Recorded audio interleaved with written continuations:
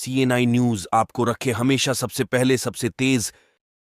राजधानी दिल्ली के जंतर मंतर से बड़ी खबर सामने आई है। 21 दिनों से भूख हड़ताल पर बैठे पर्यावरण कार्यकर्ता सोनम वांगचुक को शनिवार सुबह पुलिस सफदरजंग अस्पताल ले गई। बताया जा रहा है कि सुबह करीब 7 बजे पुलिस सिविल ड्रेस में जंतर मंतर पहुंची और सोनम वांगचुक को सफेद चादर में उठाकर एम्बुलेंस के जरिए अस्पताल पहुंचाया। इस दौरान प्रदर्शनकारियों ने पुलिस की कार्रवाई का विरोध किया, जिससे मौके पर हंगामे की स्थिति बन गई। वांगचुक पेपर लीक मामले की जांच और केंद्रीय शिक्षा मंत्री धर्मेंद्र प्रधान के इस्तीफे की मांग को लेकर पिछले 21 दिनों से आमरण अनशन पर बैठे थे। लगातार भूख हड़ताल के चलते उनकी तबीयत बिगड़ती गई और उनका वजन लगभग 9.5 किलोग्राम तक कम हो गया। इधर वांगचुक को अस्पताल ले जाए जाने के बाद कॉकरोच जनता पार्टी यानी CJP के संस्थापक अभिजीत दीपके ने जंतर मंतर पर भूख हड़ताल शुरू कर दी। तो कुछ नहीं हो सकता इस देश का, इस देश का कुछ नहीं हो सकता। फिर अगर आज भी आप अपने घरों से बाहर निकलकर जंतर मंतर नहीं आओगे तो कुछ नहीं हो सकता।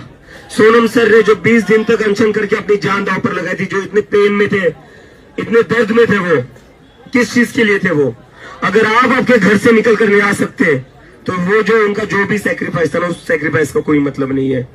यहाँ पर ये जो स्टूडेंट्स बैठे हुए सोनम सर के साथ, ये भी पहले दिन से बैठे हुए हैं, इनके सैक्रिफाइस का कोई मतलब नहीं है। हमारा जो प्रोटेस्ट चल रहा है 1 महीने से, उसका कोई मतलब नहीं है। किसके लिए लड़ रहे हैं यार हम? हमें तो नहीं है कि किसी को नहीं किया एग्जाम, हमें बैठा है कि किसी की एग्जाम में हो चुका था हमारा सारा, हम हमारे करियर में लग चुके थे, कोई जरूरत नहीं थी। लेकिन जब बोला गया, जब मैं USA में बैठा गया था, तब बोला गया था कि ये कॉकरोच नेशनल सिक्योरिटी थ्रेट है, इसलिए मैं वापस आया था देश में, ये बताने की नेशनल सिक्योरिटी थ्रेट है, उस देश का नागरिक हूं, देशभक्त हूं मैं।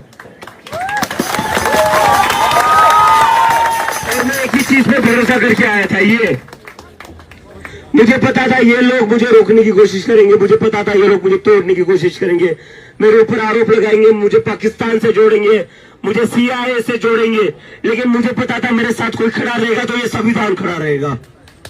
इस संविधान के भरोसे में आया हूं और अभी भी मुझे पूरा यकीन है नरेंद्र मोदी चाहे जितना भी बड़ा तानाशाह बन जाए, पहले तो उस इंसान को शर्म आनी चाहिए। इस देश के इतिहास में नरेंद्र मोदी जितना घटिया प्रधानमंत्री कोई बना नहीं है। वो सिर्फ प्रधानमंत्री नहीं, इंसान भी घटिया है। ऐसा घटिया इंसान है कि बच्चों को लाठीचार्ज करता है, बच्चों पर लाठीचार्ज करता है। इतना घटिया इंसान है, इतना घटिया, आज तक के इतिहास में इतना घटिया प्रधानमंत्री भारत को मिला नहीं। ये हमारे देश के लिए शर्म की बात है कि नरेंद्र मोदी प्रधानमंत्री है।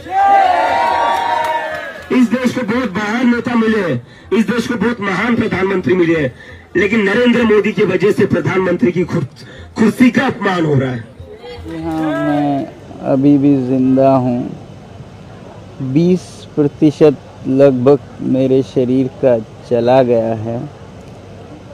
फैट्स के बाद मसल्स गए हैं और उसके बाद ऑर्गन्स जाएंगे, आखिर में दिमाग यानी कि ब्रेन।